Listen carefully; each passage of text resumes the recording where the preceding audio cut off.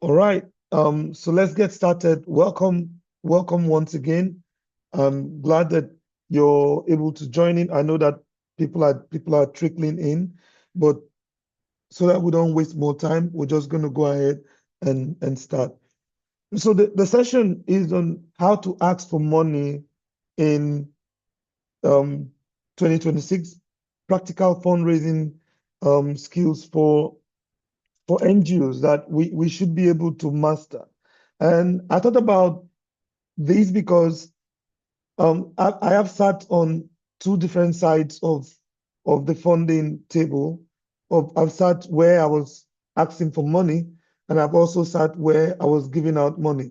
And I've been able to see major reasons why many of us, despite our credibility, despite the soundness of our proposals, despite the impact that we're doing, are not getting funded. Yes, there is uncertainty, great amount of uncertainty in the civil society and NGO space, especially with the actions coming out from the United States with the current administration.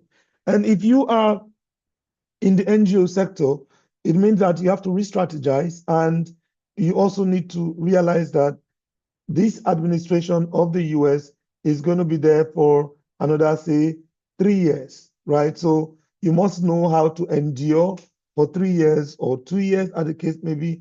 Yeah, I think for another 3 years.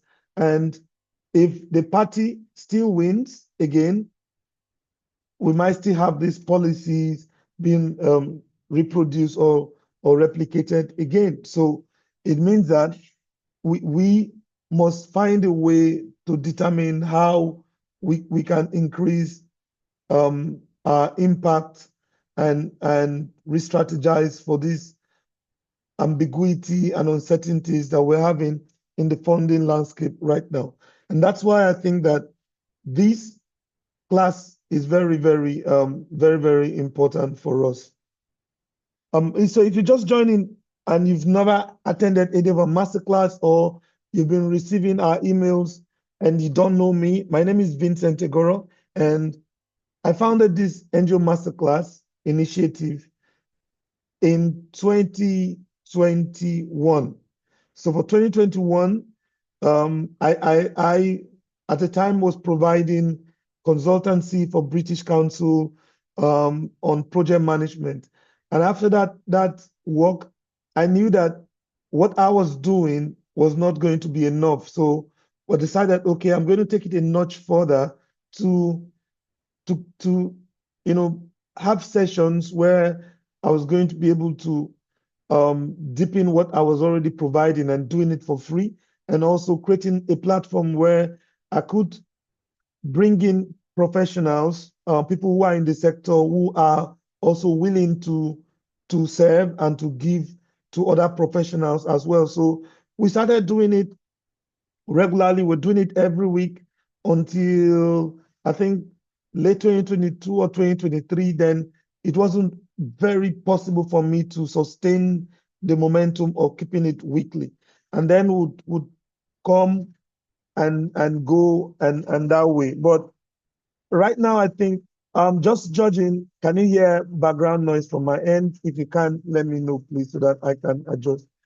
So right now, I think that the tempo, the rhythm can be sustained if we do it monthly. And so for 2026, we've decided, okay, we're going to be doing monthly sessions instead of doing weekly sessions.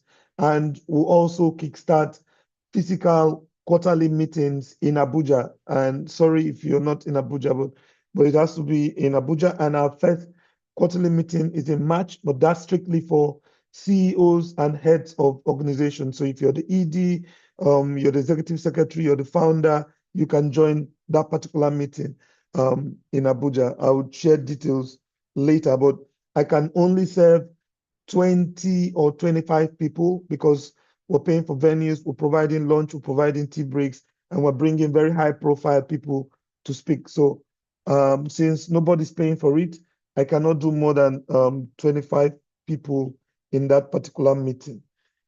Yeah, so That's the brief about me. Now, welcome to the session on how to ask for money. Now, it's important for me to clarify that this is not a proposal writing class, and this is not about me sharing you donor list that you can go and talk to, but this is about how funding actually happens, right? We proposal writing, I know that a lot of us write proposals, and if you're very honest with yourself, you've seen that you've written proposals and you don't hear from the donors, or you send concept notes and they don't fund you. So this is about what you need to do before you begin to send proposals. And like I gave that in the introduction or in the opening to say that we're living in a very difficult times when it comes to funding. So the methods that we know how to use have changed. And so we need to re-strategize. So this is a very important skill that sits underneath grants, donors, corporates, and partnerships. You're going to learn the ability to ask clearly for money.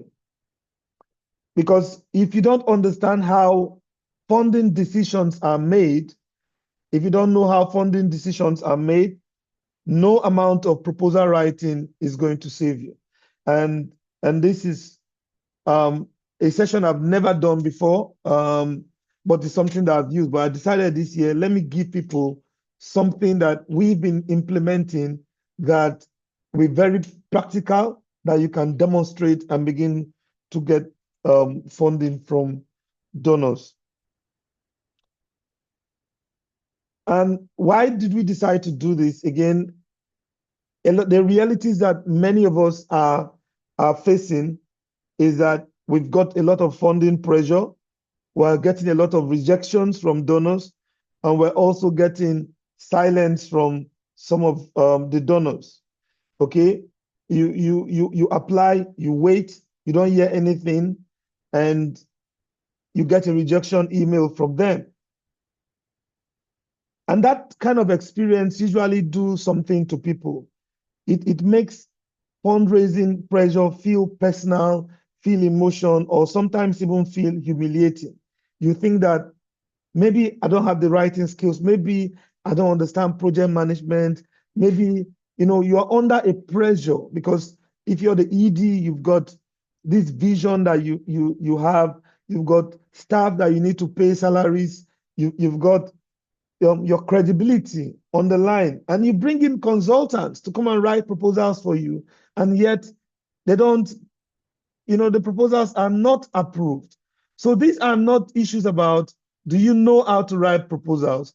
But really it is about, how can I get funding? What goes on before a proposal is written? That's really what I want to share this morning.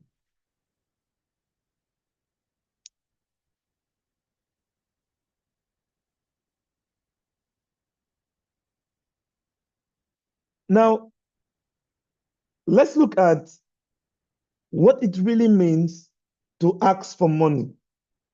And we'll be looking at activities versus funding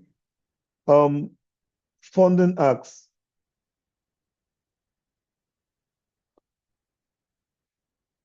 Now, most of us in the NGOs are very good at explaining what we do, but we are not good at explaining what we need the money for. So when we are interacting with donors, we are describing our activities, we are listing our problems, and we are sharing how passionate we are about the work, about the problem that we want to solve. But the donors, on the other hand, are looking for a clear decision to make. They want to make a clear decision. They are looking for specific requests from you, and they want to know, how confident are you in usage of the funds? So describing your activities is not the same thing as making a funding request. If you come to me and you say, I'm your brother, and you want me to help you on something, and you're not telling me I need 50,000 naira to do this, or to do that. And you come to my house and you just keep telling me about, look, you want to do this, you want to do that, you want to buy a laptop, you want to install this computer, you want to take these classes. I will be very proud of you as a brother because these are good plans that you have, but I'm not going to be involved in it because that conversation did not affect me in any way. There's no way you say that you need that money from me to buy a laptop. You're just saying you need a laptop. You're just saying you want to take a course. You want to attend these classes. You want to build this capacity. I will pray for you. I will, speak good about you, but I'm not going to give you money because you didn't say, bros, I need money to be able to do these things. So, and it's very important for you to realize something. Donors do not fund problems. Donors fund decisions about how to allocate limited money. Donors already know. Look, these donors that we are talking about do not exist in a different planet. They are with us in Nigeria. They are with us in Africa. They are with us globally. So they are in the same environment where we find ourselves. So they know the problems exist. So listing problems does not help them make a decision. They need to choose between your organization, between Isawali, between JDPC. They want to be able to know, why should I give you and not give the other organization? Why should I support this intervention? Why should I give $100,000? Why should I give $200,000? So if what you're saying does not help them make the decision, they are not going to make it. And so one of the things that I have discovered in my years of interacting with civil societies across Africa is that NGOs often speak around money instead of speaking about money. So we are just going about the bush, talking about around money. We are seeking support. We are looking for partners. We need help to continue our work. But none of those statements is asking the donor clearly about money. I need $50,000 to do this. Nobody is saying that. You just expect that the donor should know that you need money. And it doesn't work that way at all in the world where we are living. Remember, the world is very, very competitive now.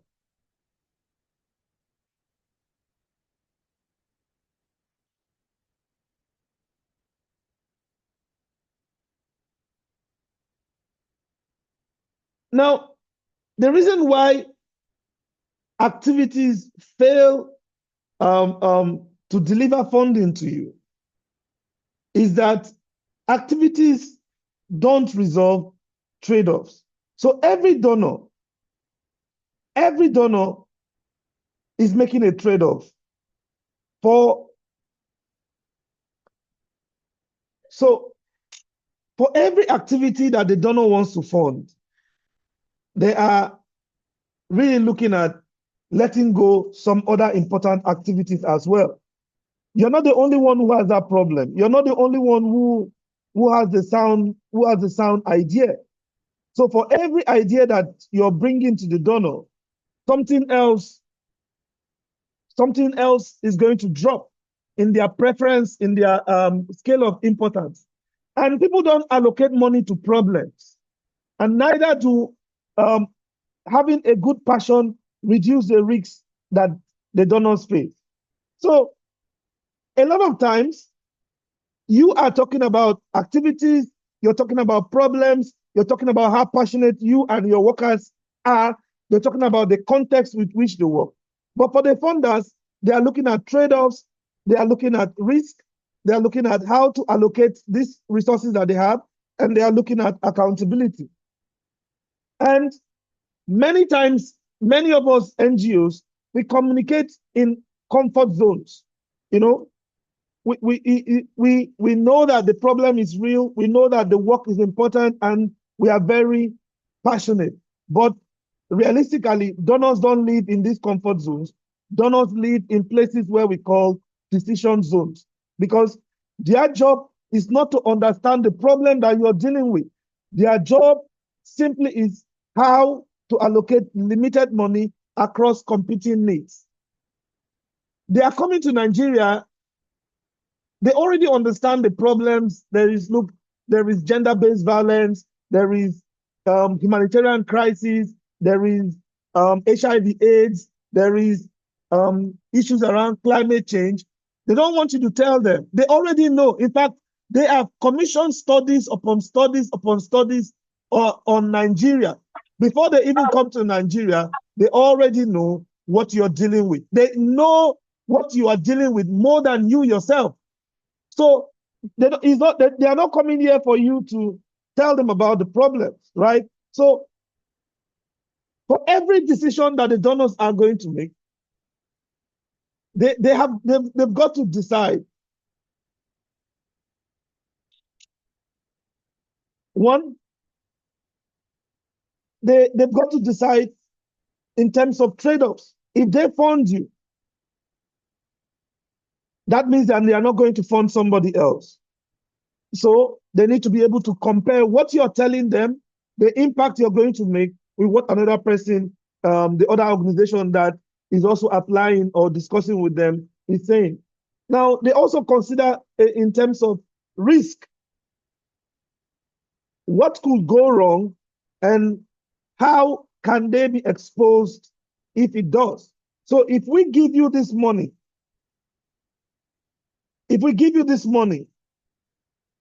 what are the risks? Are you able to report?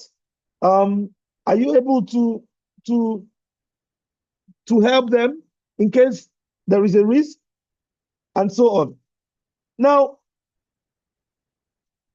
on the other hand, some of the activities that we ask for, some of the resources that we ask for are not defensible. What do I mean by that? When a program officer, because a lot of times, whether it's USAID, USAID has closed, whether it's Ford Foundation, Gates Foundation, Malala Foundation, Helen Keller, what's the other ones now that are Rockefeller Foundation, whoever else is giving you money, whether it's NORAD, whether it's the UK government, Australian government, Canadian government, whoever else you're getting money from, what they want to understand is that there is internal coherence when they are able to explain it. What do I mean by that? That the story you're telling to them holds together. That the problem that you want to solve matches the level of intervention that you're suggesting. And that the intervention also matches the amount, and the amount matches the outcome. It is very important that you have this flow, and I'm going to explain more. So you come to a donor and you say that you need resources to solve maternal health problems in Nigeria. Women are dying during childbirth. More people or we are having teenage issues. We are having issues around teenage pregnancies and all that. And that what you want to do is that you want to set up a delivery center, a hospital that is equipped with gynecological services and so on, midwife services, right? And you're asking them to say, you need $100,000, and that if they have this $100,000, you'll be able to save 1,000 women from death during delivery. They want to be able to make a judgment that this story that you've told them is sound, and that the problem can be solved by opening that maternity center, and that by opening the maternity center and equipping it, it will really cost $100,000, and that this $100,000 is what the value for money. It is worth it, that 1,000 women being saved is worth it when working with $100,000. That's what donors want to see. The other thing that donors are interested in is in terms of being financially specific. So whatever you're asking from the donors should be precise enough for them to know what the money does. Don't go to donors to say, support us to empower youth. Be very specific. We need $100,000 to be able to provide education services for 10,000 youth through scholarships, through books, through extracurricular training, and so on and so forth. You must be specific with what you're doing with the money. And the third thing, again, is about being outcome justified. Here is, what do I mean by that? There should be a credible explanation of what changes and why that change matters. So you're going to provide educational services for 10,000 youths. Okay, is that important? Why does it matter? Why should we pay for that? What is the Nigerian government doing, or what are they not doing? You must be able to justify why you want these resources that you want. It's really important that you are able to provide that justification.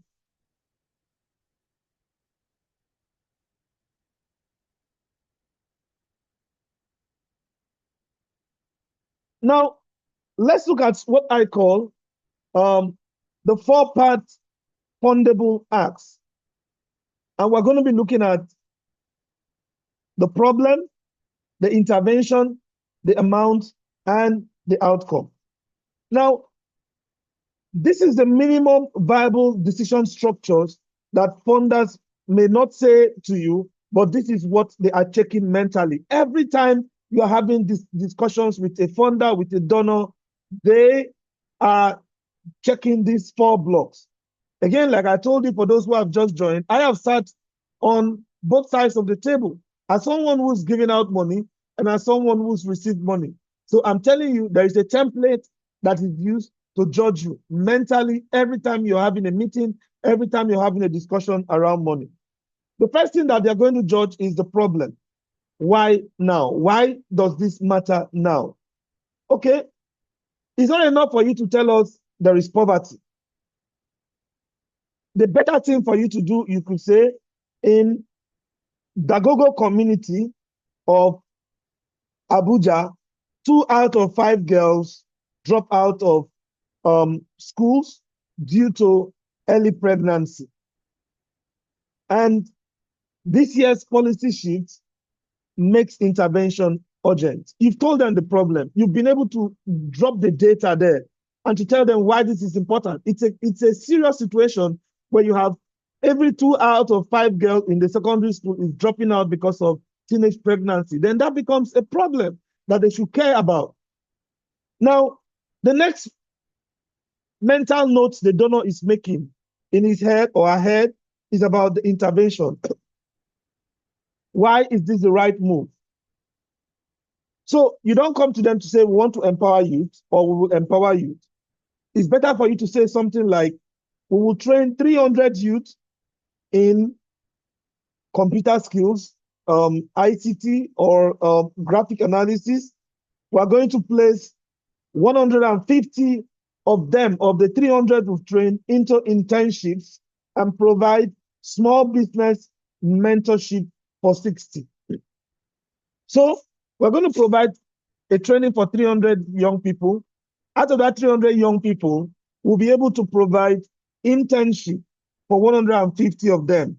150, the best 150 out of the 300. We're going to discuss with local businesses that have expertise for these young people to go and gain the practical skills that we have gotten. Now, after they have finished their internship of, say, 6 months, we will now empower them with the tools that they need to set up their own businesses.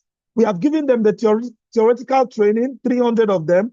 We select 150 after using a very rigorous test exercise to get the brightest 150, and we are now in partnerships with businesses that are providing these skills practically for these 150 to go and work with them for 6 months, and after that, we will now set them up for business. The next thing that is going to look at is the amount. And you don't go to say, okay, to achieve this, we need $50,000. That's wrong.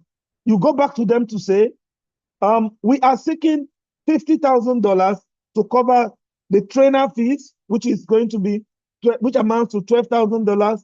Stipends for the trainees is $15,000. Monitoring of the program itself is $5,000. And program delivery, our team, logistics, and everything is $18,000. You've been able to break down that money into the various components for them to see that this is realistic. Now, the next thing they are judging in their head is the outcome. Why this change? Why should I bother about this kind of change?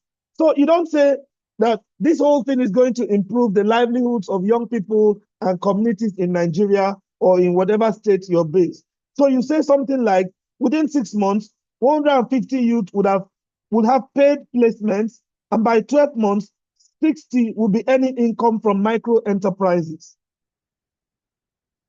Look,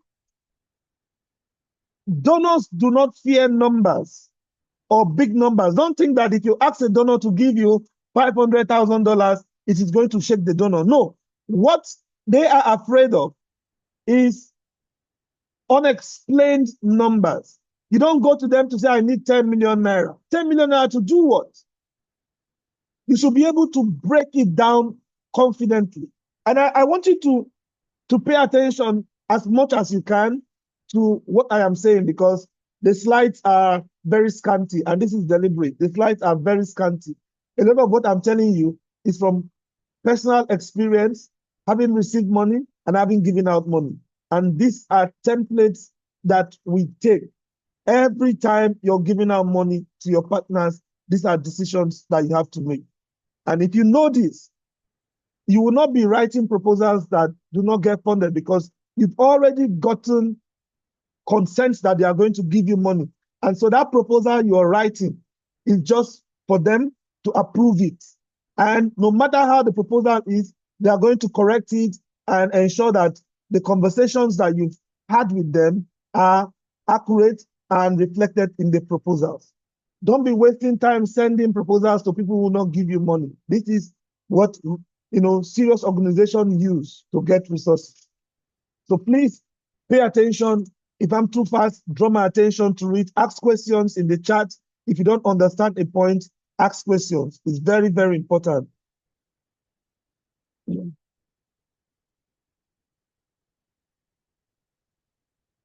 All right.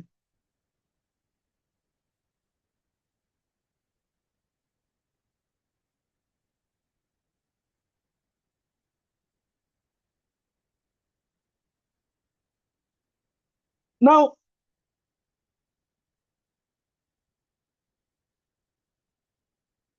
one of the reasons why you've had discussions with donors, you've met them, they visited your office, you had meetings with them, and the discussions break down is in these, again, 4 issues.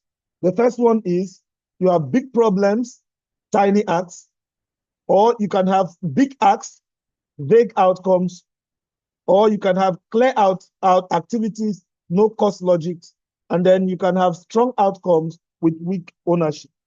What do I mean by big problem, tiny acts? So the problem you're dealing with is huge, but the requested amount is too small to move it seriously. You've identified the problem. It's enormous. You're saying that 2 out of 5 girls are getting pregnant, right? But you're asking them to give you $10,000. So you're asking them to give you $10,000. It's laughable, because they know that $10,000 is not going to solve the problem. So for example is, you're saying that we will end gender-based violence in Lagos, and we need $8,000. And the funders are thinking, this does not match reality. Either this NGO does not understand the scale, or they are not serious people. What do they mean that they want to end gender-based violence in Lagos and they need $8,000 or they need $10,000? I mean, this is an extreme situation, but I needed to draw this example out to really, it's important for you to think that this problem that we've identified is the money that we need big enough. Very, very important. The other thing that you also want to, you need to consider is, in this kind of situation, you either scale down, or it's either you scale down the problem or you scale up what you're asking. So it's either you reduce the size of your reach, the amount of people you want to reach, the amount of locations you want to reach, or you can scale up the ask. You can increase the amount of money that you need to solve the problem. So in that same example, you can say we'll reduce case response delays in 3 local government areas by funding 6 response hubs, and we'll need $120,000.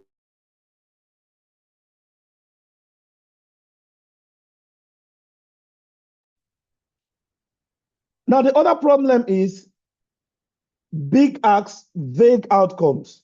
These are some of the challenges that you see. So what this means is you are requesting a lot of money, but you cannot clearly show what the money buys.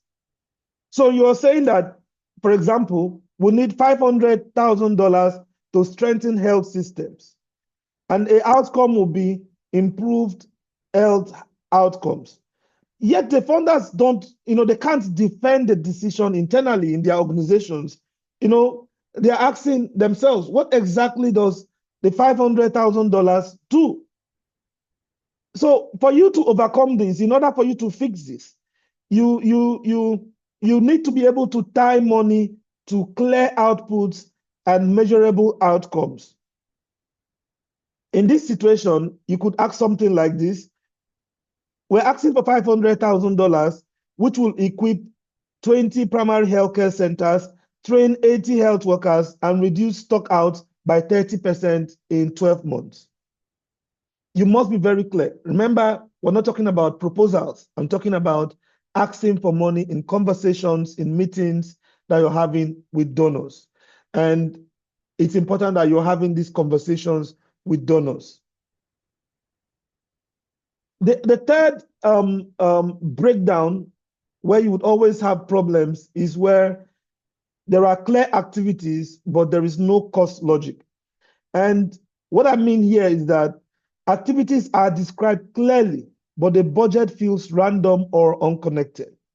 For example, we'll run 10 trainings, and our budget here is we'll need $40,000 to conduct monitoring activities. So there is no clear explanation or relationship between the trainings and $40,000 and the monitoring and evaluation. In this case, donors are suspecting that there is inefficiency in your team, there is poor financial control, or there has been a case of budget padding, and you want to avoid that.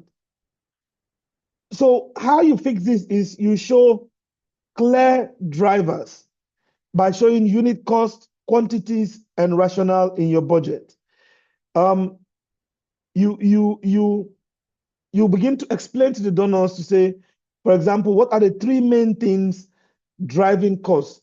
You want to do training. What are the 3 main things that you'll be spending on if you're doing training? Perhaps maybe training materials, participants, stipends if you give them, facilitators and consultants fee, and so on. Those are like the 3 main things that you will need money for. You want to be able to show them. The final one here is you have strong outcomes, but weak ownership. So your outcomes sound great, but it is unclear who is accountable and how you would deliver those outcomes. You tell the donors that, look, when we carry out these activities, policies will change nationally. You're trying to influence policy, but you're not showing them a strategy on who will influence, what pathway, or why your organization can actually influence national policies. So if I'm a donor listening to you, I'll just say these guys are dreamers. They are wishful thinkers. So how do you fix that? There has to be clear ownership and mechanisms. You must be able to tell us who does what. Do you have any existing partnerships? What authority or track record you have? Have you done it before? And how would we be able to know per milestones the level of progress that is being made by your organization?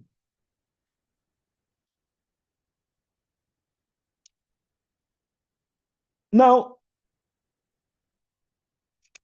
for every donor that you're interacting with, they don't work alone. They have a network of colleagues that they are always working with.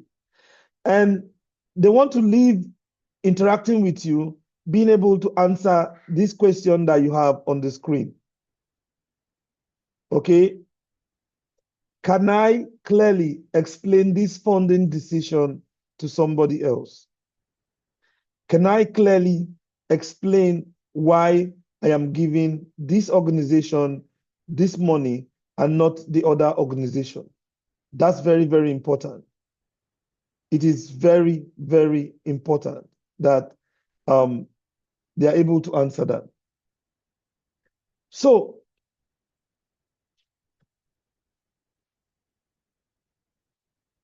remember that you are not the decision maker, and your work must be able to survive a decision maker. So if your work or your ask is not able to survive a decision maker, then you've entered into serious trouble. You must be able to survive a decision maker. So who are decision makers? In every organization, you're not going to, sometimes when you send your email, you're not going to accompany the email to make any explanation. You're not going to be there when a decision is being made about you, about your work, about your organization. So there are other people who are going to make those decisions for you. And a lot of times, when you are in that room, when the funding is actually being decided, you're going to have a program officer, usually the contact person that is working with you, or whoever you're in touch with, maybe the focal point for the donor in Nigeria, or that particular program that they are working on in Nigeria. That's usually a program officer. They call them program officers in most of these donor organizations, like Ford Foundation, Gates Foundation, and so on. They have program officers that will work with. The other person, no, the program officer has a director that they are relating with. So even though the program officer will be taking a decision, he or she has a director that they want to discuss with, who would give the final approval as to why they should give you the money. So the program officer has to make a justification. And the director would need to compare notes with the finance person. So the finance person is looking at the risk in terms of whether you have a lot of risk, if it's risky for them to fund you. So they are always asking this question, and then they have a committee, maybe other program officers, where they might need to pull resources from to give you. So a lot of times, our proposals are never designed for this room. Our conversations are not designed for these people. Okay? This group of people that I've just listed ask very brutal questions. They are very brutal. See, funding decisions are not made by emotions. I might like you. Okay? I might like you. I might know you very well. But then I might like you, I might know you very well. But then the decision, I have to be able to make justifications to my colleagues as to why. And I must not be found to think that I have a relationship with a particular organization, that the ED is my friend, or that my brother works in that organization. I must not be found to be acting on emotion. So the decisions and the questions are very brutal. Why this organization? I should be able to answer why we want to fund this organization. Why should we give them this amount? Why now? Okay. What happens if this organization fails? This is Nigeria. This is Africa. You've heard about all this scam. What's going on? What if they take that money, go and marry a second wife?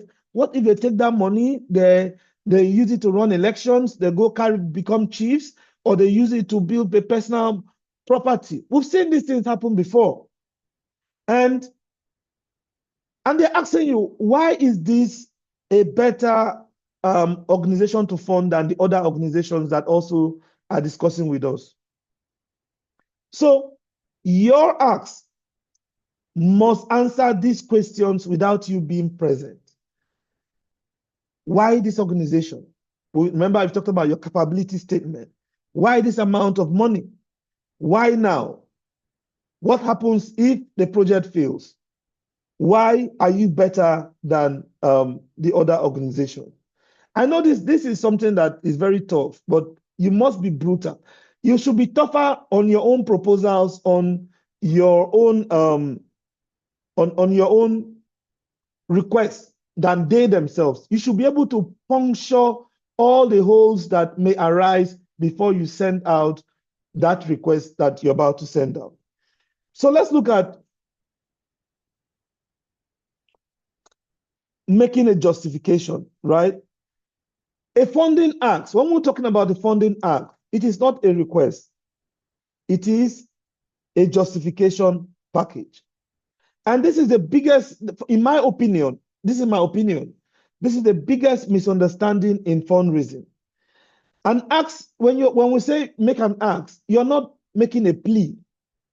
You're not telling a story. You're not writing a proposal. Okay? So an ask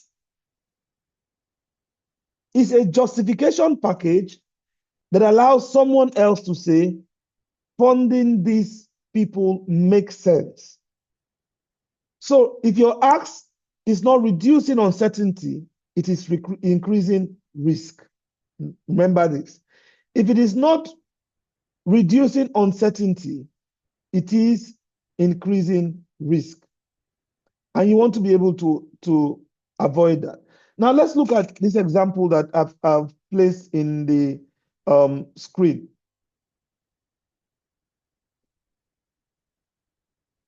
So you go to an organization, a donor, to say, we are seeking support to empower women and improve livelihoods. That is very weak.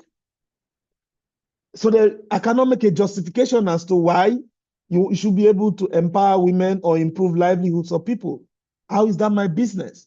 So you can say, instead, we are seeking $85,000 to provide 200 women traders with capital and business coaching and reducing loan default rates by 40% in 12 months. The first request expresses a need.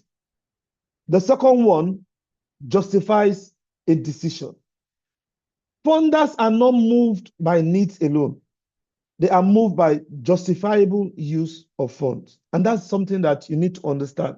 That every time you're having a conversation, numbers do matter. Numbers do matter a lot in this business that we are in.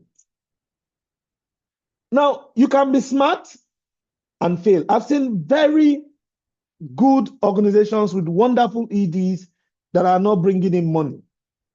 They are literally failing to do any meaningful work. Why?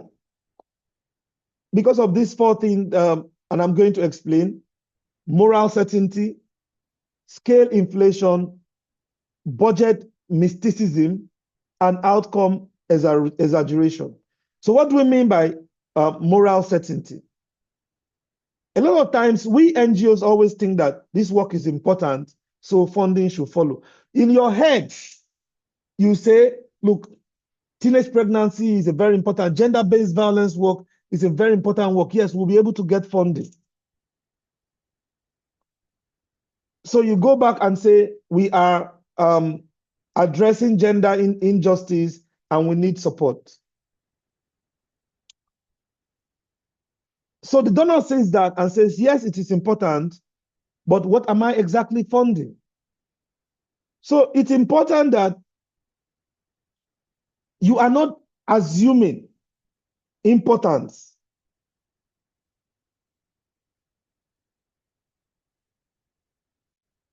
No matter how important a problem is in your community, in the country, decisions need clarity.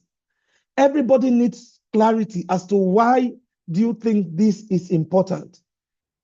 And when your contact person is not able to explain this back to his colleagues or our colleagues, when you will not be there, you're not going to get any funding support. Now, the other problem that we always see is scale inflation. What do we mean by that? We are, for example, you say, we are transforming national education systems. And we need $25,000. So what the donor hears is this organization does not understand scale or cost. They don't understand what they are talking about. So in this situation, you can do two things. You can narrow the claim.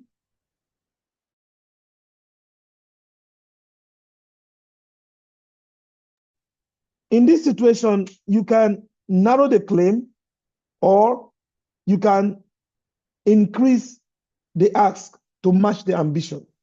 So if you're asking money, because sometimes, most of us in our organizations will say, let's not ask too much before the money will be too big, they might not fund us.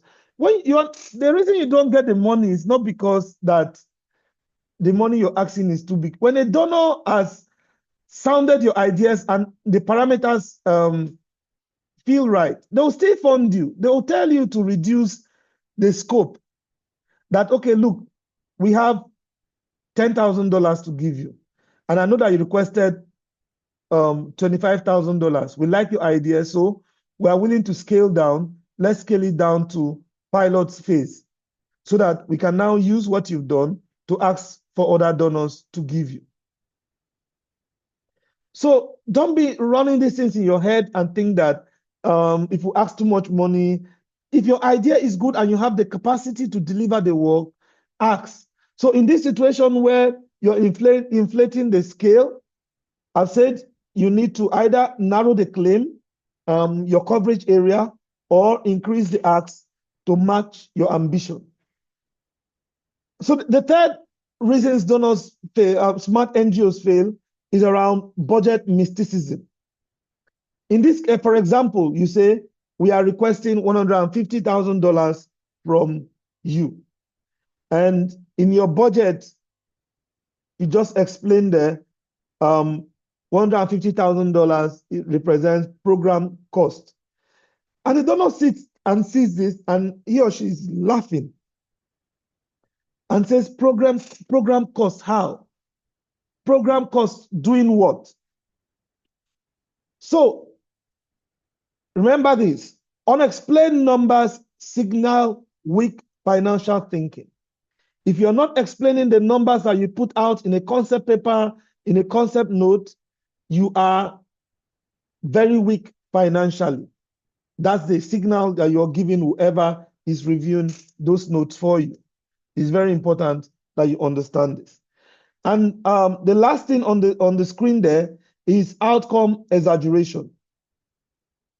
So here your example is you're promising policy change nationwide. But in reality, when they look at your staffing, you have one advocacy officer. You do not have any partnerships with other coalition. You've not provided any strategy that is going to give you access to the people who are going to influence this policy change. Look, the donor is thinking, if this fails, why did we believe this? And remember this, over-promising something increases donor risks and kills funding early. It is better, I learned this a long time, always under-promise and over-deliver, rather than over-promising and under-delivering. It is a great risk for you to be over-promising and yet under-delivering.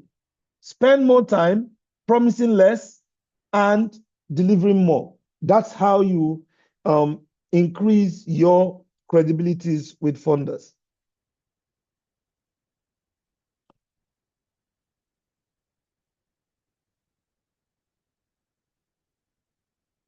So every time a donor is interacting with you, the question they are asking and they are not telling you is, what problem does my money solve?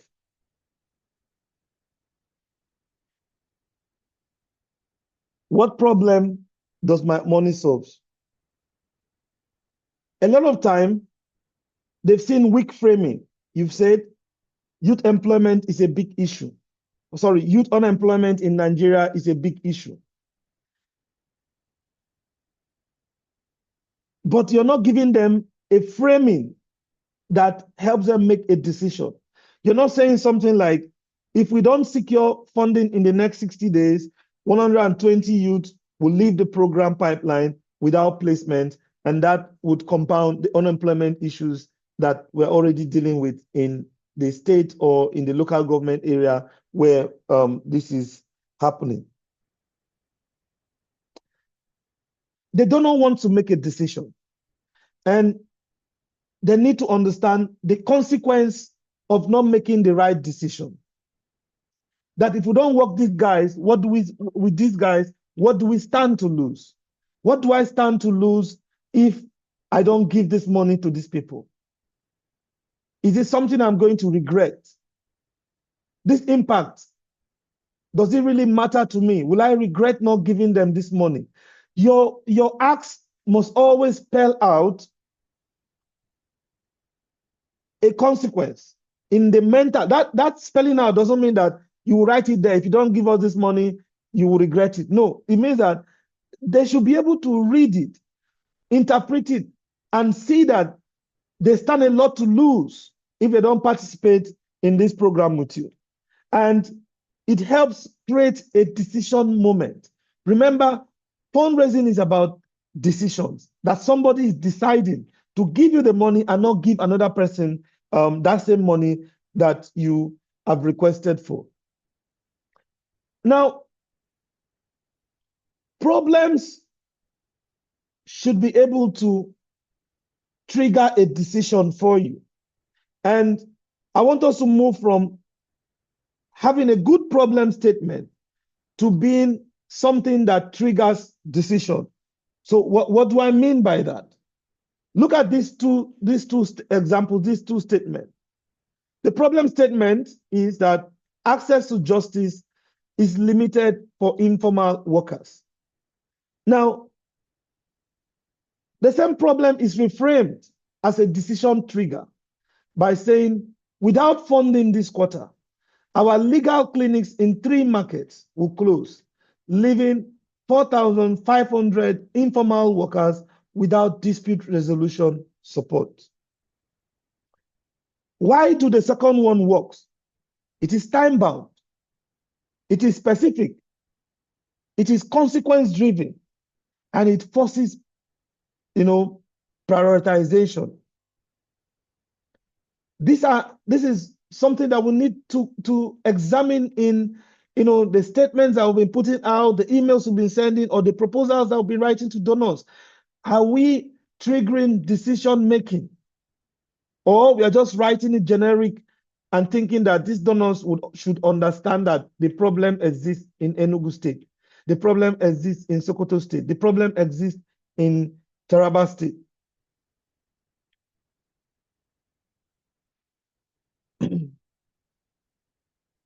The amount of money that you ask is always a signal. The amount of money that you ask signals seriousness or lack of it. It signals logic.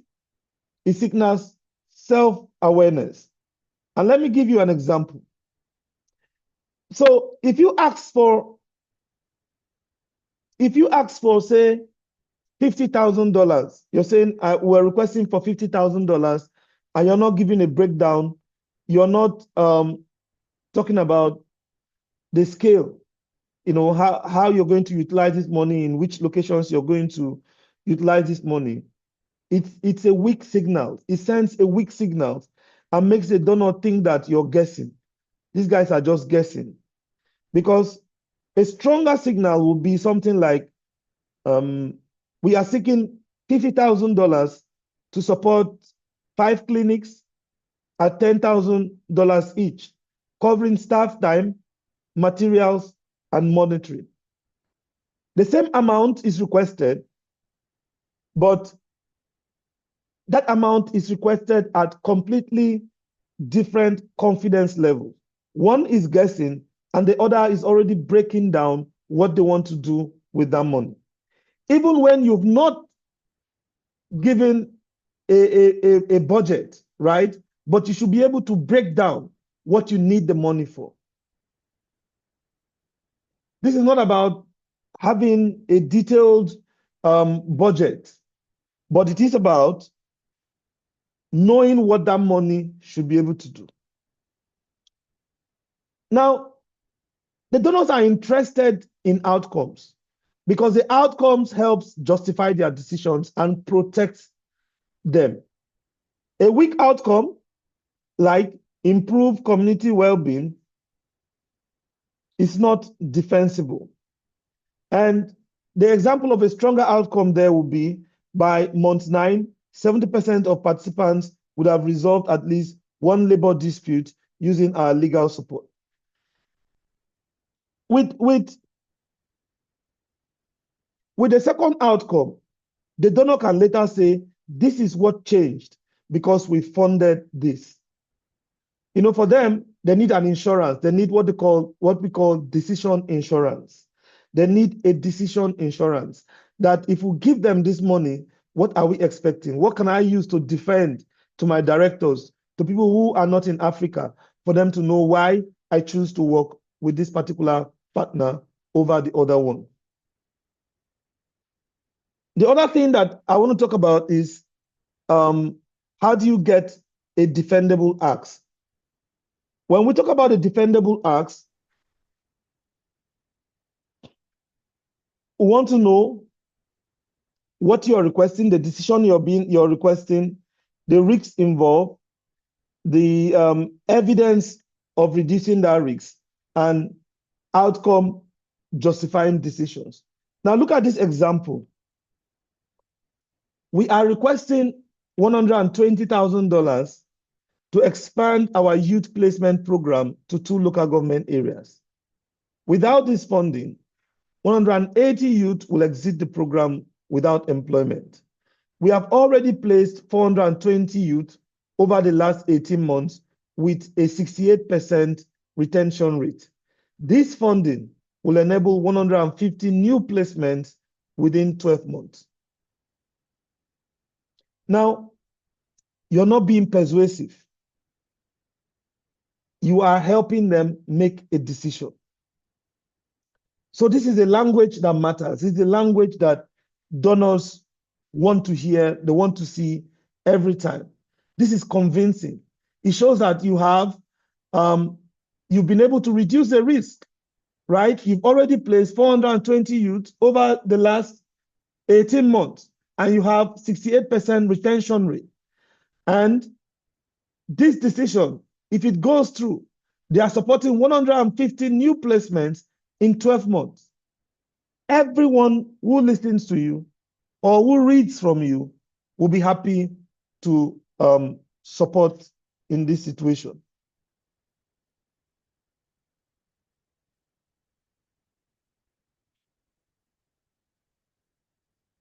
So I want you to imagine this scenario.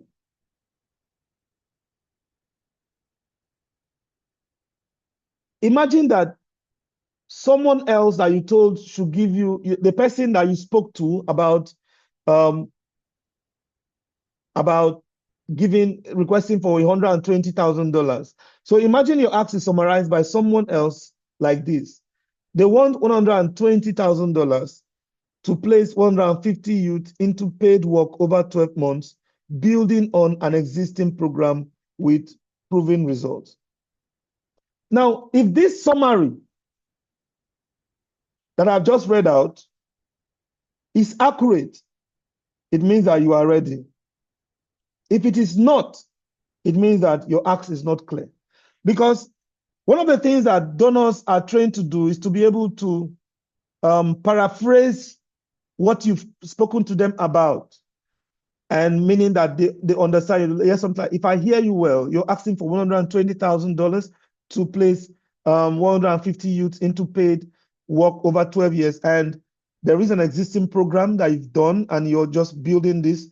Is that correct? So if your answer is no, it means that it is not clear. But if your answer is yes, then it means that what you're asking for would hold true, because there's now clarity between you and them.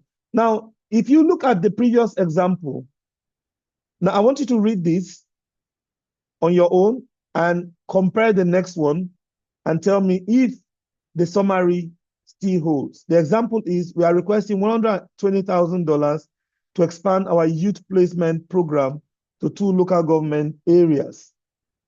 Without this funding, 180 trained youth will exit the program without employment. We have already placed 420 youth over the last 18 months with a 68% retention rate. This funding will enable 150 new placements within 12 months. Now, read the next one and tell me what you think. Read the next summary. They want $120,000 to place 150 youth into paid work over 12 months, building on an existing program. So my question, and I want you to confirm yes or no, does this summary accurately state what the presenter said?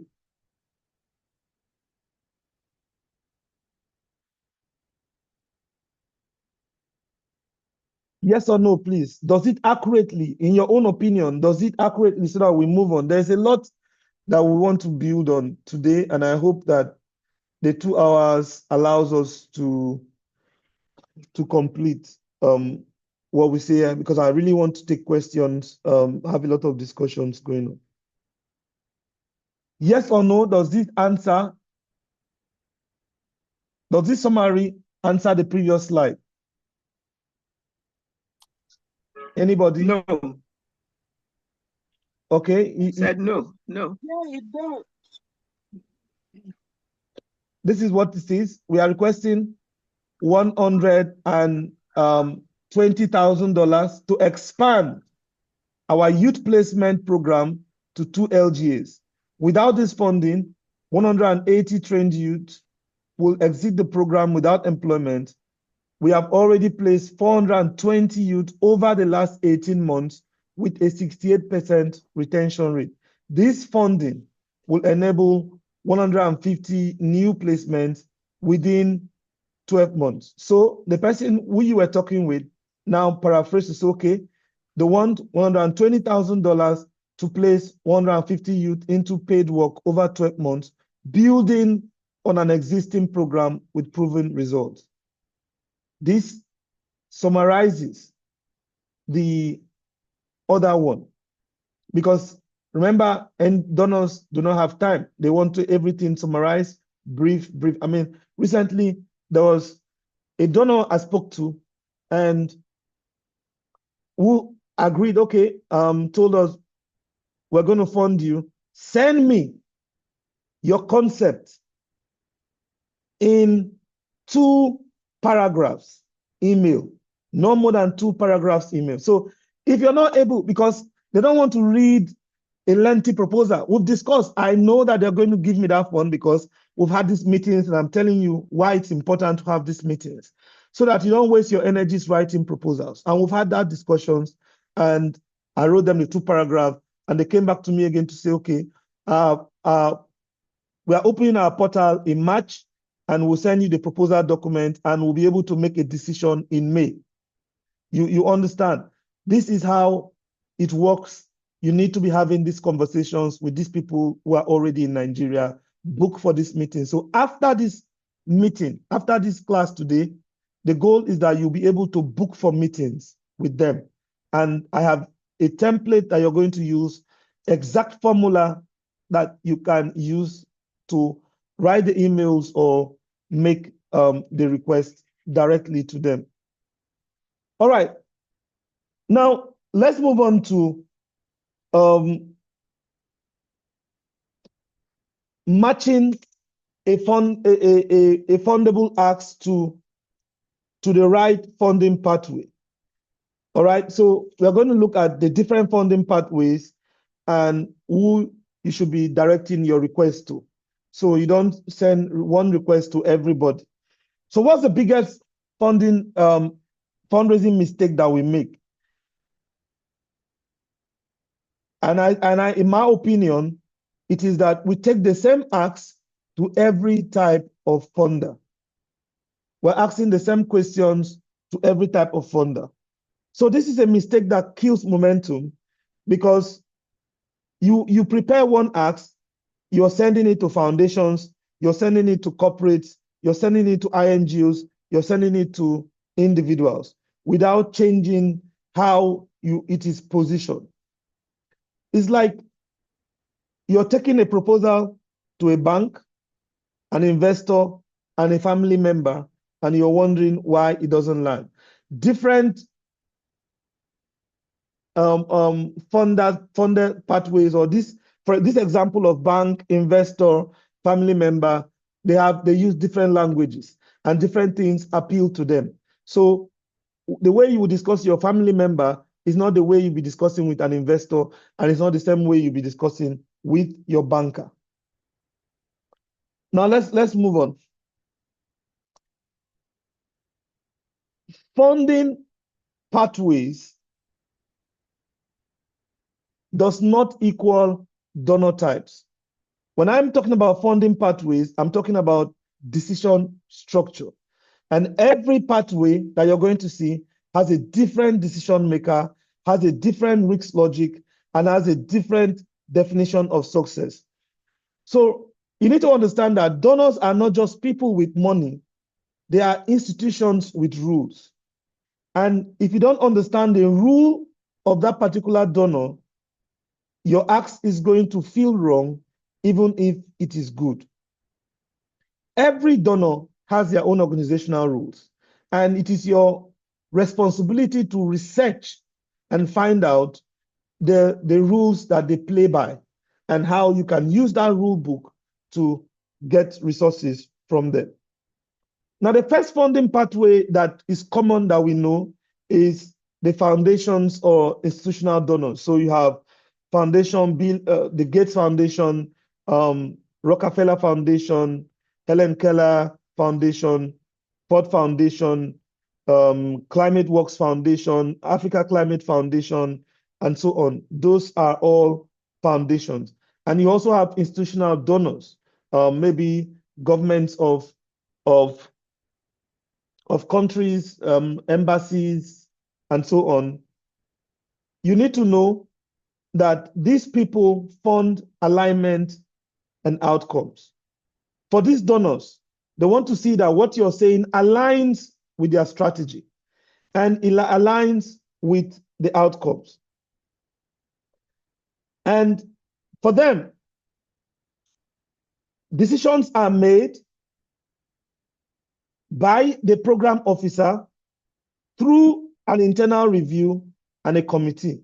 So you have a program officer who would have discussed with you and you've interacted with, and they will take it for internal review. You'll be able to make a yes or no decision to his boss, his director, who sits on the money.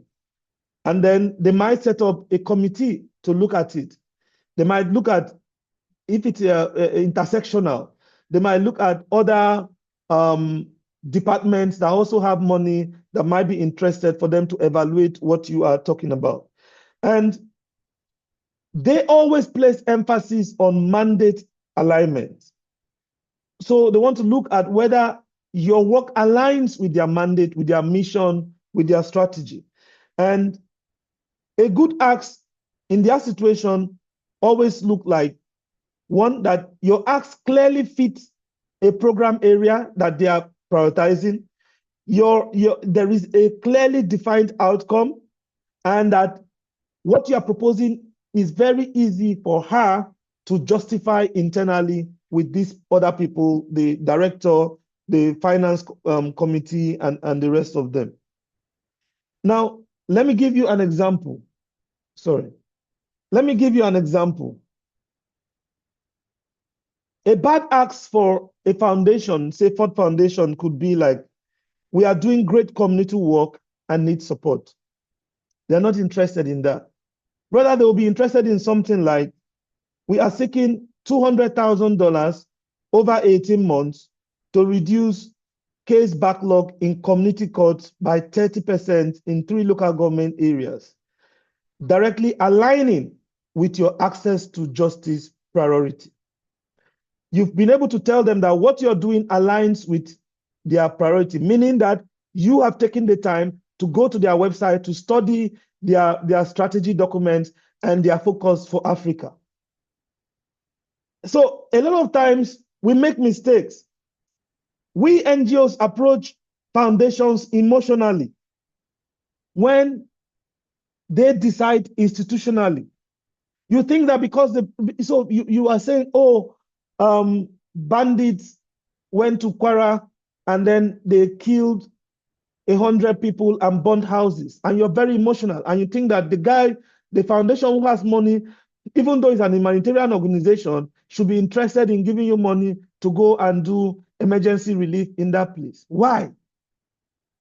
How does it align with their priorities? Have you seen whether, even though they are a humanitarian organization, are they interested in working in the North Central? Are they interested in working in that area? The approach, does it align with their new strategy? Have you even bothered to read their new strategy? It's very, very important that we pay attention to these things. So the other funding pathways that exist is the INGO and implementing partner pathways.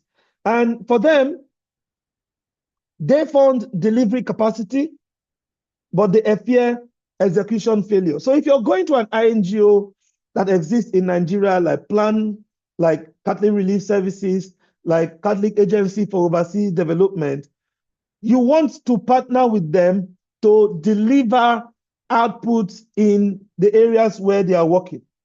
Look, INGOs don't fund you because you are important. They fund you because they need someone to deliver. Remember, they are operating on what we call localization. They need local partners to deliver the work directly in those communities. And so they already have a donor. What they need is credible implementers. And the biggest risk is that you will fail to deliver on time and with quality. That's their biggest risk. That's why you see that when you're working with INGOs, they are telling you to submit report monthly. They're not allowing you to submit report quarterly. Why? Because they want to manage that risk of you failing to deliver, and also for them to see whether whatever you're delivering has quality elements in them. So you don't go to an INGO and say, we are interested in partnering with you on this project. Rather, you say, we have delivered similar programs in 5 local government areas, reaching 3,200 beneficiaries. And we can manage field delivery for your upcoming livelihood program in Kano State. Because if you're going to INGOs, with them, money follows performance, not vision. They are not interested in your vision. Don't go and write to them to say, oh, Mexico, Our vision is to empower 30,000 women in Kano. That's not their business. Their business is that we've gotten this grant from the UN and we want to implement it in Kano State, in Sokoto State. We need local partners who can perform. So when you are sitting down with them, it's not a time for you to talk about your vision. You're meeting with NGOs like Plan, like CRS, like CAFOD, is to talk about your capacity to deliver on their behalf. I just hope that whatever I'm saying this morning makes sense to you people.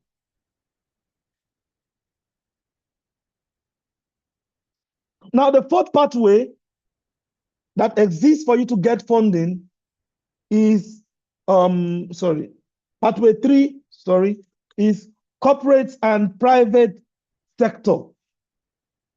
Now, if you're approaching corporates, maybe it's banks, it's companies, what they fund is something that is relevant to them and something that will bring visibility to them. And what they fear is their brand reputation or the risks that you might bring. Look, corporates, private sector people are not mini foundations. What they are looking for is brand alignment, reputation protection, and clear, visible outcomes. So when you are approaching a bank who is doing corporate social responsibility, if you are approaching a company that is doing sanitary pads and you want them to partner with you, you don't go to them and say, we are requesting funding for our education program, assuming. Whether you say we are seeking 50 million naira to equip 10 technical colleges with solar labs, directly aligning with your clean energy and youth empowerment focus with brand visibility across all sites. We are going to paste there all sites very visible that this was sponsored by Access Bank, or this was sponsored by UBA, or this was sponsored by XYZ company that you have met. They like that. Corporates don't want long proposals. They just want clear value alignment. How is this going to align with our brand? How is the whole world going to know that we are the ones who are supporting solar lighting in this community? Now, the fourth pathway, something that is often underutilized in Nigeria, is individuals and local philanthropy. These people fund trust and they fear being misused or being embarrassed. This is the most underused pathway in Nigeria because NGOs feel awkward asking individuals, because your boards, most of you have boards that don't fundraise, and also because your acts are clear. Across the world, NGO boards are helping to talk to their friends who are millionaires and billionaires to bring money for their NGOs. But in our case, our NGO boards don't do anything besides coming for meeting every 3 months. We need to be able to think about who do we want on our boards that can help us fundraise. So the weak acts that you might have is, please support our work. Whereas you could strengthen it by saying, we are raising 10 million naira to keep our legal aid clinics open for the next 12 months, serving 2,000 informal workers. Would you consider sponsoring one clinic at 2 million naira? With individuals, you have to be specific with them, specific with what you want, how much you want from them. Don't expect them to give you the whole thing. You can say, can you just adopt one child? We are paying school fees for 1,000 children, and a school fees per child is 50,000 naira. Can you adopt one child and pay their school fees? That is easier. No matter how rich they are, don't go. Let them be the one to say, okay, I'm going to adopt 20 children, or I'm going to adopt 100 children. Don't say because the man is driving a Rolls Royce, he should be able to give you. They don't care. And we should not be that entitled to people's money just because they are wealthy. But we can reach them and ensure that they are giving back part of their wealth to support a good cause. So the last pathway is earned income. So a lot of times, for organizations that are matured, organizations that have sustainability plan, they think about doing earned income. So earned income is not about replacing donors, but it's about reducing donor risk. So as USAID pooled, if you had something that you were doing, maybe that means your mission allows it, that you're able to provide a service, maybe a consultancy, a training that you're able to do, or you open a shop that you're selling products that were made by the children or students that you trained. If you had something like that, or it's water borehole, or you package water you're selling, whatever it is, in line with your mission, it will help reduce the shock of when donors are not funding you. Okay, so that's something that we are not really paying attention to. All right.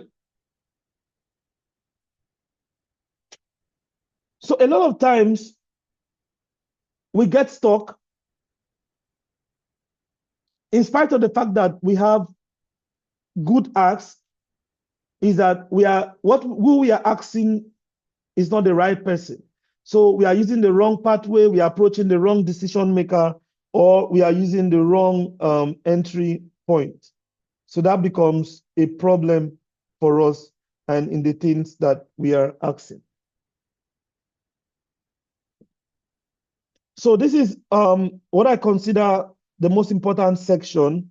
Unfortunately, let me just try and run through it, and then we can take questions, because this is the thing about asking for money.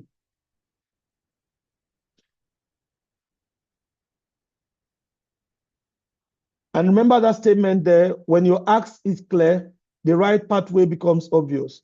When your ask is vague, every pathway feels confusing. So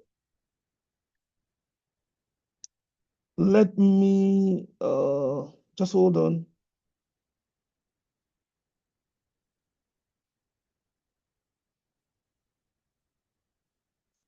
Okay. I might just stop to share the screen a bit to try and just get the slides that I want us to get. But in the meantime, there are a few questions here that I've seen. Kingsley was asking, my question is this: how can we apply this to call for proposals that have donor template? So Kingsley, what I'm discussing this morning is not about proposals, is that how do you reduce the chances of your proposals getting rejected? Okay, because a lot of time we spend attention, too much time to be writing proposals, and we don't get feedback from the donors. What I'm telling you is something that it's a tool that is used by some of the biggest NGOs. It's a tool. I work for an organization, and we are in 50 countries. So, and 30 countries are in Africa. So we seek for money, and we also give money to, it's a coalition, it's a network of civil society. So we are always fundraising for our members. Now, in my 3 years of working there, we don't write proposals without having conversations with donors. We always book meetings. We are always tracking people in conferences and requesting for meeting. I want to have a meeting with you. And in that discussion with you is what leads me to send a proposal. Because you've marked me, and you've told me, committed to yourself that, okay, when we open a call for proposals, please send us a proposal. And so that means that if you see my proposal, and then then you saw a call for proposal, they have already discussed with me that they are going to fund me, but you saw a call for proposal and you applied. It is after they have approved mine and there's change that they will now look at your site. This is a trick that they don't tell you.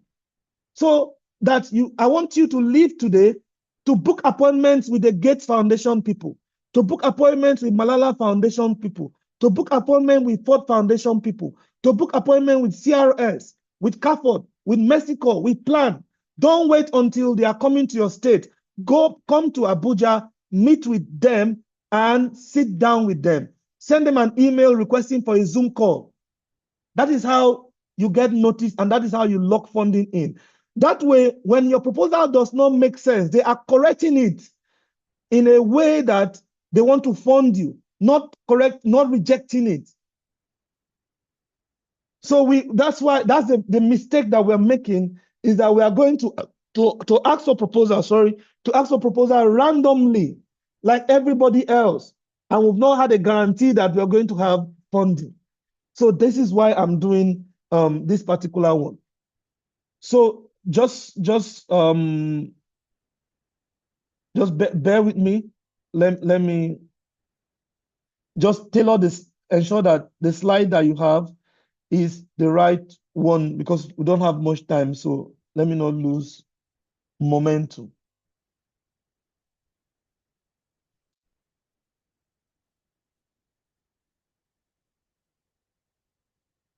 Yeah, it is slide. So if you still have questions, please, I encourage you to drop your question as I'm trying to rearrange the slides because of time. I want you to drop your questions there, please.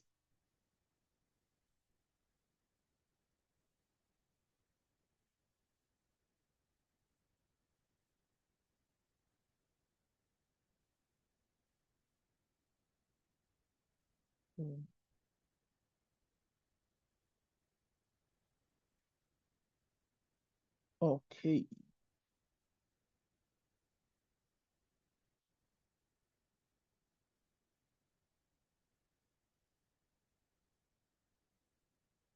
All right. So when it comes to fundraising, some of the NGOs I've interacted with, the moment most NGOs avoid is always the first conversation. And on the screen, you've seen there that most NGOs don't fail because they don't have an ask. They fail because they don't know how to open the conversation. It is very important that you are having conversations. You must have conversations. Be on LinkedIn, track these people down, comment them, let them notice you, and then you can have a connection with them, and you can follow them up with an email to request for meetings. Now, if you are an ED, a program manager, or whatever you are in your organization, one of the most important things that you're going to see is that meetings are where funding decisions begin. Proposals only formalizes them. Meetings are where funding decisions begin. Proposals only formalize them. Most funding decisions are shaped before a proposal is written. And I've told you clearly, we in my organization don't respond to calls randomly. We seldom do. It's a waste of time. When we apply to a funder, we have had discussions with you, and we have known the envelope that you are going to give us. We'll say, okay, we'll leave that meeting knowing that, okay, so can you tell us a ceiling that we should not exceed when applying for this fund? And they will tell us, okay, we are spreading it to different partners. So maybe apply for $500,000, apply for $1 million, apply for $200,000, and so on. But in your case, you are just monitoring calls for application and you're sending it. And then you don't get it. And then you are sad. So this is the trick that I've given you now. Book for meetings.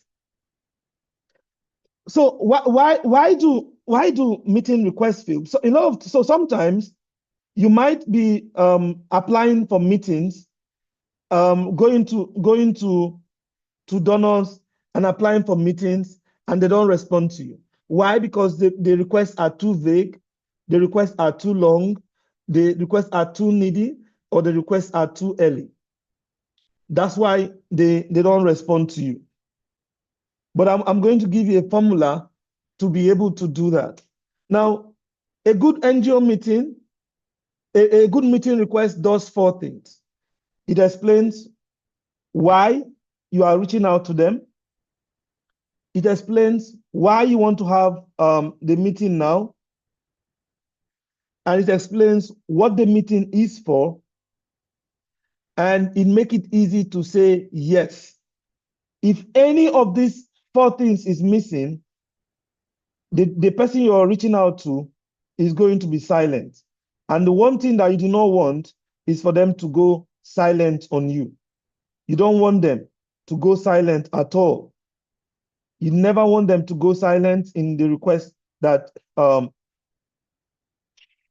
you're requesting for meetings. Okay, so here is a template to request for meeting. You send an email request. This is a universal template that you can adopt, whether it's for foundations, NGOs, corporates, or individuals. It's universal. So the subject is exploring alignment on gender-based violence or youth empowerment or child mortality. You know that this is what they fund, or climate justice. And then you put their name there. Dear Johnson, I'm reaching out because of your work on gender-based violence and your priority in Nigeria, or your priority in Sokoto, Kano, Jigawa, and so on, or your priority in Enugu, Lagos, Ogun State. We are currently working on a 1-line description. Don't make it more than 2 lines. A 1-line description. We're currently working on advancing or reducing gender-based violence among teenage girls and are preparing the next phase of this work. I would appreciate 20 to 30 minutes to briefly share what we are doing and explore whether this aligns with your current priorities. You've seen it. You are not asking for money. You're saying, I want to show you what we are doing and explore whether this aligns with your own current priorities. You sign it. You put your name, you already have email signature, and you send. Now, when you have that meeting, there is a script. Before you go for meetings, you don't go for meetings randomly, especially when you're having Zoom meetings. You would have sat down and you prepare points. Who is going to take the opening statement? Who is going to say this? And everybody is keeping this text so that they are reading it on the screen. You say, you read it out. I'm telling you, these are scripts that we use. You don't say because I'm an expert, you go and be speaking off book. No, you have to have a script that you follow to the end. Thank you for making the time. I will briefly share what we do, then outline one area we're currently seeking funding for, and I really value your thoughts on whether there is a fit. The person already knows that, okay, at the end of this meeting, they might ask me for money or they are seeking for guidance. Straight up. Then, this matters because you've set agenda, you are showing them respect, you've removed any pressure, and you position them as an advisor, not an ATM. You're not telling them that you want them to give you money, even though the money discussions are going to come. Now, when you've had those discussions, there'll be a point where you have to steer the conversations to make a request. In that meeting, you can say, we are seeking $50,000 to deliver these GBV issues because you state the specific problem trigger, and without this funding, you state the clear consequence. With it, this is what we are going to achieve in 12 months. You know that these people are funders, they have money, and they know that you want to talk to them about money. So it's important that you steer the conversations towards that direction. So here's an example. We are seeking $120,000 to expand our youth placement program to 2 LGAs because 180 trained youth will exit the pipeline without placements in the next 3 months. Without this funding, those youths return to unemployment. With it, we can place 150 youths into paid work within 12 months. Now, when you present it, you must ask them a question. Does this sound like something that could fit within your priorities? And you give them room to respond. Usually, they might say yes, or maybe they are not ready yet. They'll find something to tell you. And if they show interest, you ask them, what would you typically need to see to take something like this forward? Or would it be helpful to share, if we can share a short concept note? Or what will the next step usually look like on your end? They will know that, man, these guys are serious people, because this is a conversation that they too always have when they are fundraising to be able to give you. Now, you close the meeting. Thank you. This has been very helpful, even if it is not helpful. Thank you. This has been very helpful. Or I'll follow up with the next agreed step, and we can take it from there. And immediately after that meeting, 30, 40 minutes later, send them an email thanking them and highlighting the next steps that you agreed. And if you were supposed to share a document, send the document. Okay, in our detail, we're going to send you our strategy paper. Please see our strategy, and this is attached. That is how it's done.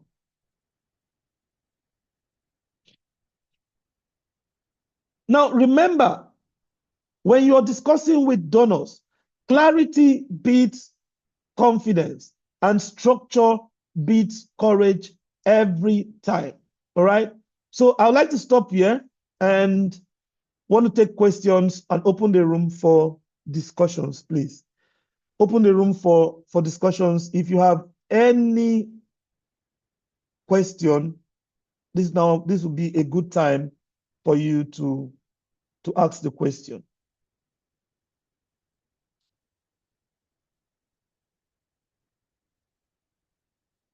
Are there any questions? Any questions, any comments? And for those of you who are not part of our masterclass group, we've opened it. I mean, it's here. You can join us, and you can invite as many people as you can. And as I was saying us earlier when we started, that in March, I think March 21, we're going to have a physical masterclass for founders, executive directors, and senior directors in the organization. But I can only accommodate 25 people because nobody is paying for it. And it's going to be in Abuja, in a very nice place. There's going to be breakfast, and we're going to have a good time. It's just going to be 10 a.m. to 1 p.m., a physical masterclass.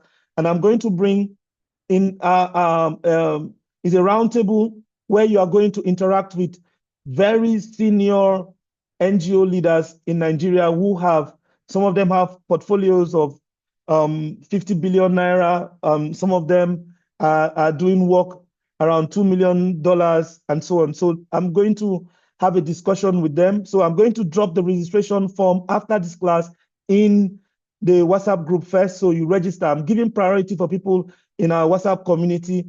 I encourage you, if you can come to Abuja, come. If you can't, I don't know what else to do, but I'm in Abuja, and I'm making for people to be in Abuja. It's one day, Saturday, you're going to interact, and it's going to be networking.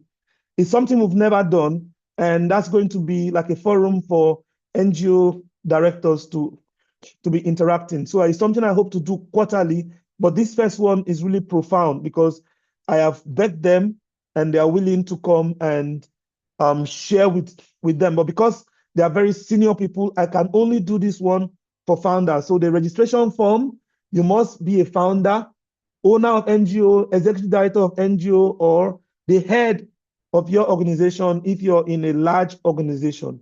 So please, March 21, keep a date. It's unfailing. There's nothing, we've already got venues, we've paid for venues and everything, and you're going to be very comfortable for that. Yeah, Beden, please go ahead. All right. Good day, sir. Yeah, thank you. Thank you so much for this presentation. I've been writing proposal for a while now, but I must tell you that I discovered a lot of mistakes I'm making, and I Okay, know why some of my proposals have not gotten positive response. Thank you so much for this. thank you. So from the beginning of the meeting, the network kept dropping me in, taking me in and out of the call. So Yeah. I missed some part of it. So the part I need clarity on is immediately I joined, I heard you saying it is important that we have a meeting or meet these funders or donors that we Yeah. intend to write Yeah. proposals to discuss first, get the positive response before we go ahead and write these proposals. So Yeah. my question is it going to be like, do we have to wait for those RFPs to be out before we locate these donors and have these discussions, or we will go ahead, read their profiles, research them, know what they are working on, and then go ahead and discuss with them even when they did not call out for proposals? Okay, so you don't have to if you wait until um they are calling for proposal before you go, they will not even attend to you because they know what you came for. It's like even you as a human being, if you only come to me or somebody always come to you when they need money, you will not attend. Like they don't just call you to check on you. They are just meeting you because every time they know you can always give them money. So that's a bad strategy. A good strategy is you understand where are we working in, and then you say, okay, we are working on these 5 areas. Who are our funders in these 5 areas? What kind of organizations fund? Where are they? Do they have offices in Nigeria? And find a way to book an appointment. Then if you write to them or you send somebody, you say, okay, where's the office of UN Women? You've never gone to UNICEF. You've never gone to meet them. I mean, you've never visited them before. Who says if you ask them for a meeting, they will not attend to you? So you want to be able to book appointments with them. That is what fundraising is. Is that you, if you're not the ED, you would tell the ED, look, we need to go to Abuja or Lagos to have a meeting with these people. They are in Lagos. Let's send them. I've gotten an email. Let's send them and say that we would like to come for a meeting. And today, we now have Zoom, right? So you don't even need to be physically there. But it is better if you are physically because you're looking them in the face and you're seeing whether they will fund you or not. So don't wait until RFPs. RFPs, you're already late. What I'm saying is that I'm creating a system where you are one of their key partners because they look forward to your proposal already because you've had discussions with them. So when they see that they're already telling the person selecting, is there a proposal from this organization? Please put that one aside. I'm interested in them. We've had discussions and we're the ones that asked them to apply. So that conversation shifts. So please don't wait. What deal with this now, the strategy is start having physical conversations, start having virtual conversations with them if you are not in Abuja or Lagos where they are. Yeah, please go ahead. Owani, Olegede, sorry. Olagede. Yeah, Olegede, yeah. Yeah. Good morning, Good morning. and thank you very much for this very enlightening and elucidating lecture. I've benefited a lot. I've learned so much, Thank you. and I would want to learn more. And as a matter of fact, I'm asking for a hand holding and consulting, whatever is open from your end, just so that we won't have to wait. We just keep learning and walking through with all that you have taught us. We've written as an organization. I'm the founder of Roots Media Initiative, Okay. and we deal in themes human rights, women. We do GBV, basically human protection for children, women, and Okay. of course empowerment for youth, women, and for youth and women mostly. As I speak with you, we're running an empowerment program right now. Okay. But it's been from end allowance, end income. Let me just say that because every funding has come from me and then family members who have been supporting. So I know that where we are right now, we really need to scale and get Yeah. more funding so that we can do more, because I am really, really eager to do more. And I know that a lot of things that I have to do, I can't fund on my own. So I'm not under any pressure, but I just Yeah. feel Yeah. that it's time to scale, right? Uh-huh. Yeah. I hear you. So, I hear you. Yeah. uh-huh. So I've actually pitched for meetings with certain organizations, but you make it sound so easy, like you could just walk up to them or write them letters and they, yes, sometimes they want to meet with you, but that's it. Sometimes it doesn't happen. Sometimes you Yeah. even so I don't know if there's any other thing that I need to know that or I'm doing wrong, or so we've also written a couple of proposals.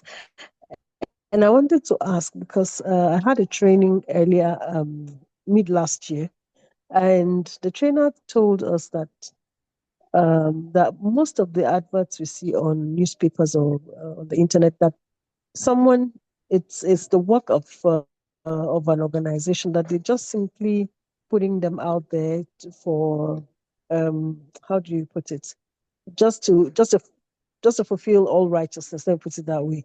Yeah. And that the person who writes an expression of interest in that area is usually the one that they give that job or um, that funding.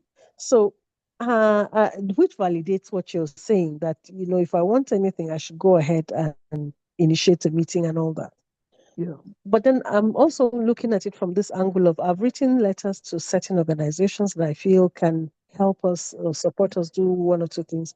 Yeah. But that meeting is not happening in the way, I mean, you're making it sound so simple, but I don't see that is that simple, because they may not even give you a reply. Yeah. They may not even want, so how do you go around that? How do you solve that? Okay. Yeah, it's not simple. It's not simple, Oh, right? And it doesn't mean that you're not going to get rejection. But then, oh, okay, one of the things that you need to know is they rejected me or they didn't respond. What what did I do?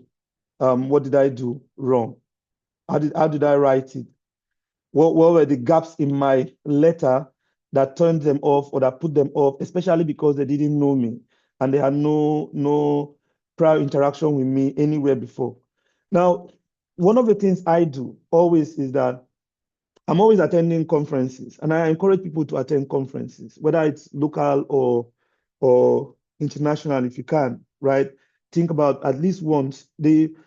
We are under investing in ourselves, in our organization, when we are not going as EDs for one of these international conferences in maybe in a country where we will not even require visa. So things are happening on mm, GBV, maybe in Ghana, and you don't go. Now you mm, forget that in that conference, the the leaders of all the funders of GBV will be there, right? They are going to be mm, there. Ford is going to be there. If Gates is funding, Gates some person is going to be there. Other mm, donors you don't even know are going to converge there. Now, in that place, if I attend a conference, I'm tracking who is there, right? Who is there, and I want to make a conversation. Yeah, I am Vincent. I work for this organization, and this is what we do. And we've been really trying to meet you, but we've not been able to meet you. Can I have your contact? Do you understand? And I've gotten the yeah. person's card. And when I leave that conference, that very day, I'm going to LinkedIn and send them a message and say, it was nice meeting you in this conference this afternoon. And I look forward to engaging with you. Thank you so much for making the time. Because they are going to meet 300 different other people there, right? So I want to ensure that my face and name stick with them. That's one of the things that you want to do. And then when you go back, you send them an email thanking them for meeting with you and hoping that there's going to be an opportunity for you to engage with them on. And if you have your strategy, your documents, you send to them that I just wanted to share it with them. Okay? They might reply, they might Mm, not reply, but you now go back to LinkedIn to start chasing them. One is that you look for, send them a connection request or follow them. And everywhere they are, because see, this fundraising thing is a strategy that you have to use. And that strategy is that it ends with getting money, but first it ends that they must know me and that they will not turn me down. I have a particular office funder that knows me personally, but will not respond to my email. But every time he sees me in conference, he say, Vincent, I saw that your email, I didn't respond. Sorry, forgive me. Okay, write to me again. But I understand that it is a long game. Okay. That I have all the patience for you to turn me around. I am very patient. I'm not going to pick offense because you control $5 million as a program officer, and I need part of that money. So don't get angry that they are turning you down. But I think it's something that we'll talk about it so that we don't delay time. But there's a whole strategy around how to go about that. And if you're not in our group, just be in there, because these conversations are going to evolve after now for us to just look at, okay, how do we have these conversations? And if I have the time and can support you, I do support. And there are people here who know that it's not every support I give that I charge for. But then there are some that, okay, you're paying for this one. But there are certain things. I'm more somebody who gives a lot of my time and resources to people who ask. So, I mean, if the things I have, I'm going to share with you. Just be in the group and we'll be able to pick up conversations there, because 2 hours is not enough to deliver a full strategy on how you can begin to have these conversations. Thank you very Ajamina, much. please go ahead. Sorry, yeah. Hello, thank you, Vincent. As usual, your presentation has been really very enlightening. My question, I had a question actually before, but then you answered it in the next slide, so I'm fine. Okay. But there was something you said about like initiating conversations with donors, not to wait, till they have put out calls. And you said that we should not ask for funding. So I was looking at the opening script that you shared, which says, that this is an outline, that we should outline an area where we're currently seeking funding for. Is it that we don't say to them we're seeking funding, but we're just, telling them that this is an area we work with that is in alignment with what they do? Well, quickly, what I also observed was that from the template, I can see that it is really that we're writing in line with what they do. So we're sharing email, that we don't talk about ourselves per se. It's about them. So it's about what they're going to gain from if they're able to support us. But do we then, my question, that question that I asked you. Okay, well, one thing is, first have a conversation of trying to know that you want to introduce yourselves to them and that the things that you do are in alignment with their new strategy. It means that you have gone to their website, you have seen what their priority programs are in Nigeria, and you want them to see that you are doing the same things that they are doing, and you want to share it with them. Now, in the course of those conversations, you would see when they will tell you that there's a lot of alignment, and it happens that we are also seeking for partners, or we are going to have a call for proposal, or send us a proposal. But the thing you need to realize is that any donor, a real donor, now I'm not talking about NGOs that are doing programs like CAFOD, CRS, Plan, those ones, because whoever you meet might not be a donor, right? But if it's a donor that is a setup and they're operating in Nigeria, or they fund Nigeria, Malala Foundation, Gates Foundation, Ford Foundation, Rockefeller, Helen Keller, anybody you interact with, know that you are looking for money. So that conversation will be, they know that they are used to people meeting them, asking for money. But I am saying that don't start the conversation that we need you to give us money, because you're putting them off. But that they'll pay more attention that you've taken the time to go look at their new strategy. It's an intelligence. And the beauty of doing these things now is that we are in an age of AI, that you can just look at preparing these things, even using an AI to prepare these things to see what they will fund you, what they will not fund you, what they will not do. But unfortunately, this use of AI is still at the infancy. So if you might go use it and it will still be very generic, like, okay, this is an AI-driven thing. So it will not work out. But we do have like templates, how you prepare your meeting. If you've asked them for a meeting and they say, okay, they'll give you 20 minutes, how do you prepare for that 20 minutes? You don't just wake up with your laptop and go and sit there. You must have talking points that you stick to, scripts that you stick to. Because if you don't, 20 minutes is a short time. Online, 20 minutes is a very short time to have a meeting. 30 minutes is still a very short time to have a meeting. So you want to be able, because they will talk, you will talk. And then if they talk and they've talked for 20 minutes, it means that you have only 10 minutes to make a case and to make them notice you. So those conversations are important. And if it were not working, I will not be telling you have conversations with them, because a lot of us are very good. Your programs are so rich, but nobody knows you. And so when you now respond to that RFP, because, okay, the way you wrote it, they will just discard it. Because them too, they are also using AI to screen proposals, right? They put all the criteria and say, okay, don't send me any proposal that does not meet this criteria. And your own might not meet that criteria. That's why they have a platform. That platform now is being integrated with artificial intelligence. So the platform can screen your proposals without them knowing. Without them, but when you've had a discussion with them, they would say, I am expecting a proposal from this. And your organization might be, and so, okay, screen all the proposals and bring this one out. Even if your own didn't match the criteria, but because they've said, I want to see this person, I have promised them. And when you wrote a proposal, you also have them there and say, okay, please, I have submitted the proposal as we discussed. Thank you. They would already know that I have to look out for this one. But if that contact is not there, you are now like everybody else who goes to the market. You don't have a customer. They will cheat you. I mean, just think about it. You go to the market, you have no customer. You are just going to that. Imagine like me going to Kanu market to say, I want to go and buy fabric. I don't speak Hausa. I don't know anybody. So what will I buy? But if I knew somebody who I've interacted with and say, I'm coming to Kanu today, and the person is okay, when you reach here, call me. Do you understand the difference? And so when I'm going and calling, I'm in Kanu. And so, okay, I was expecting, please, this person, I'm expecting this person. When he comes, give him this fabric, give him this fabric, give him this fabric, collect this amount of money.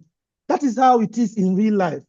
Because these people are also real people. So, but I'll be spending a lot of time beyond this, discussing with us and answering these questions. And I'll be willing to entertain these questions for those of you who interact with me. We can always interact more on these questions, and I'll show you, okay, this is what you can do, this is what is not working.